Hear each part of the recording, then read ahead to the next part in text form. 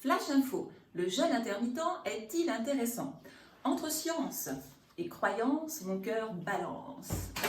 Que dit la science? Elle dit oui. Oui, mais alors très. Beaucoup. La science dit beaucoup de choses à ce sujet. Déjà, elle dit qu'il y a plusieurs types de jeûne intermittent qui existent. Le jeûne de 2 jours dans la semaine, par exemple. Le jeûne en alternance. Non, rien à voir avec le monde du travail. Et la restriction de nourriture, celui que j'appelle le jeûne intermittent de 16 heures avec une période de nutrition de 8 heures. Dans les études, ils comparent avec ce qu'on appelle la restriction calorique. Les régimes, quoi. Déjà, il existe beaucoup plus d'études sur les animaux que sur les humains. Les singes, les rats, les souris, les mouches. Les mouches? Ça jeûne une mouche?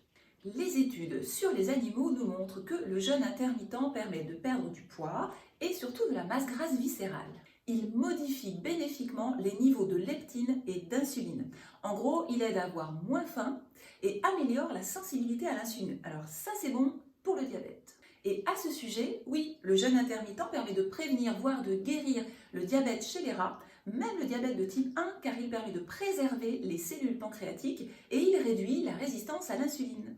Il promeut la plasticité synaptique et la résistance au stress neuronal. En gros, il améliore nos fonctions cérébrales. Les bénéfices du jeûne intermittent sont similaires à l'exercice type aérobique sur la santé cardiovasculaire.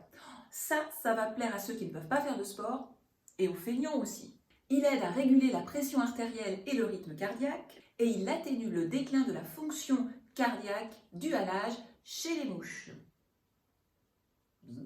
Il protège les neurones des souris et on voit un impact positif aussi sur la maladie de Charcot-Marie-Tooth. Non, tous pas en ce moment. Il améliore même le comportement et le rythme circadien, ce qui aura un impact sur la longévité. Mais on a encore trop peu d'études à ce sujet. Il optimise les performances physiques ainsi que la résistance aux maladies et aux blessures. Le jeûne intermittent permettrait même de supprimer l'inflammation. Les triglycérides et le cholestérol circulant sont également réduits. Sur le cancer, les tests sur les animaux montrent que ce serait plutôt le jeûne de 2 jours voire plus qui serait le plus intéressant. Sur les humains, notre jeûne intermittent de 16 heures montre bien une perte de poids, de masse grasse viscérale, ainsi que le maintien de la masse musculaire et même une meilleure endurance musculaire. Ils disent aussi que ce n'est pas la restriction calorique qui apporterait les meilleurs résultats, mais bien de manger suffisamment de calories, mais pas n'importe quand. Les scientifiques concluent que le jeûne intermittent pourrait ralentir la progression des maladies d'Alzheimer, de Parkinson ou d'Huntington et que cela améliorerait la santé en cas de syndrome métabolique, c'est-à-dire surpoids ou obésité avec diabète et problèmes cardiovasculaires. Et qu'ils ont encore besoin de beaucoup plus d'études pour tout bien comprendre. Et que disent les croyances? Les croyances disent que oui, le jeûne intermittent permet de maigrir plus facilement, plus rapidement, mais elles disent aussi qu'on pourrait boire du café, jeûner le matin, voire même manger pendant le jeûne. C'est plus un jeûne alors. Parfois, elles disent aussi de réduire les calories pendant la période de nutrition.